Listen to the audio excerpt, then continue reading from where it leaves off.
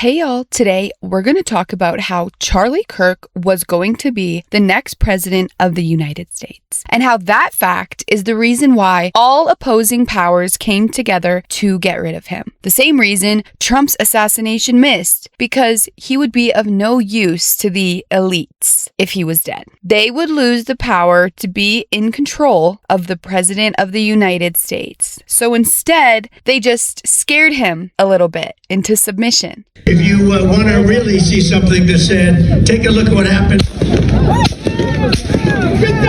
Unfortunately for Charlie Kirk, there was no chance of blackmailing him because he lived a clean life. No predatory behavior, racist rants, or addiction problems. He was basically as clean as they come. There was no controlling him by funding him in exchange for him to push their political agendas because he declined their funding. In that case, there was absolutely no other way to stop Charlie Kirk than to kill him. They couldn't put him in jail. They couldn't fake an overdose or a suicide. He was too perfect that they literally had to get rid of him. Whoever they are, the evil that wants to control the world. And I understand why so many people are angry. Our country and world is being run by pedophiles and cannibals, as insane as that sounds. And whenever there's someone brave enough or smart enough to speak the truth and rally all the normal people together, they just get taken out. And once again, the wind is blown right out of our sails. Charlie Kirk was successfully rallying white men together and showing them how to prosper, how to be successful, and how to question everything. Obviously, the powers that be don't want that, especially the white men coming together. These people like to divide and conquer. This is why I believe the most plausible explanation for Charlie Kirk's death is that there was an overall concerted effort to get rid of Charlie. And I'm going to give a few reasons why some certain people would definitely want to have a stake in this horrific assassination.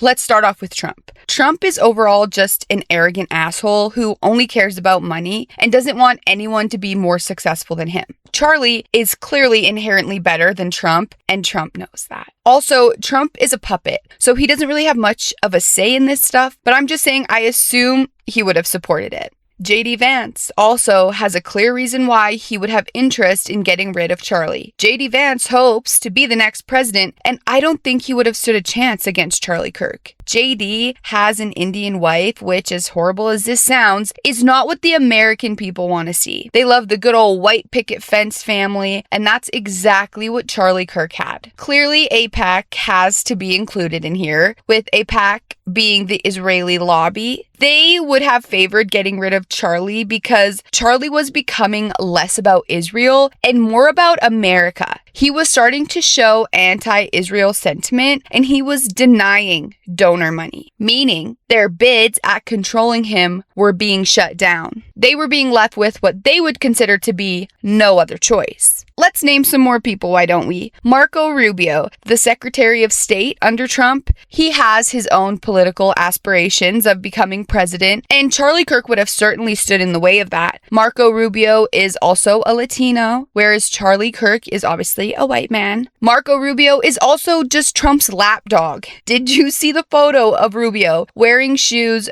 3 sizes too big just because Trump gifted them to him? How much of a kiss ass can you possibly be? Imagine your husband kissing another man's ass. That shit's nasty. Next up is Pete Hegseth, and he is the head of the Department of War. He is basically running the military with no qualifications, drunk as a skunk, has multiple sexual assault allegations, and was voted in by J.D. Vance with a tiebreaker vote. That's only the second time that that's ever happened in history. So it seems like they really wanted him in there. And I wonder why. Maybe because he's just a yes man too, who will follow daddy's orders. Ted Cruz is another one of these people. He's a Republican state senator who does a lot of Trump's bidding. Ted Cruz also has political aspirations and would clearly not hold a candle against Charlie Kirk. All of these men that I just named are yes men with no backbone who nobody wants to vote for. And so I believe all of them were intimidated and jealous of Charlie Kirk and his success, and probably would not have put up a fight against this plan. We also have to mention the special interest groups who would want to play a role in this assassination. We know that politicians push their policies based on their investors. For example, Barack Obama legalized gay marriage and really started that movement. And if you do your research, you would find that is because the Pride Special Investment Group donated a lot of money to Obama and his campaign. For the Charlie Kirk case,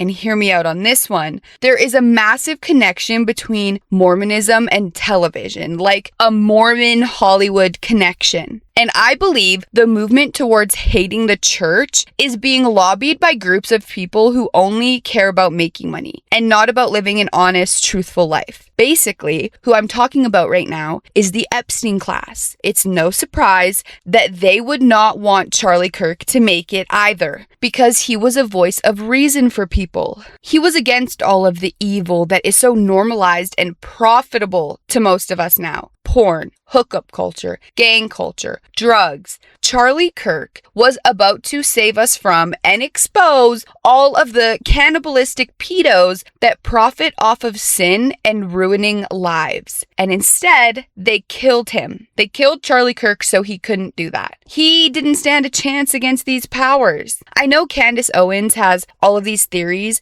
but even if it was an inside job or Tyler Robinson is a Manchurian candidate, I believe Charlie Kirk was shot from a rooftop and someone is going to go down for it. It's the perfect plan to make it seem simple and not overcomplicate things. A kid took a gun from his house, got on the roof, and shot Charlie Kirk. Do I think a lot of people knew it was going to happen? And when it was going to happen? Yes, I do. I believe this was planned by the deep state, or at least a section of whatever that is, that didn't like what the future would look like with Charlie Kirk as the president of the United States. We may have actually gotten our country back. One more thing I wanted to mention, if anyone here watches Artie Trolls, he is so disingenuous to me because you can not be a major conspiracy theorist and also understand that just because evidence is brought into court or not brought into court doesn't make it automatically correct and true. The judicial system is known for being on total bullshit. Gypsy Rose murdered her own mom and then had sex with her boyfriend right after and got out of jail in 7 years based on not even hard evidence. So beyond reasonable doubt, my fucking ass. But yeah, it just pisses me off when he acts like the court is the end all be all of reason. You can't be stupid enough to honestly believe that. I believe that Charlie Kirk was headed towards being one of the most powerful politicians this world has ever seen, and one that truly had the happiness and well-being of all people at the forefront of his mind. I didn't agree with everything Charlie said either, but he was so young and still had so much to learn that I believe he would have eventually come around to a lot of things, as we all do the older we get. I appreciated, and I think a lot of others did too, that Charlie wasn't going to sell himself out just to get on top. He was getting to the top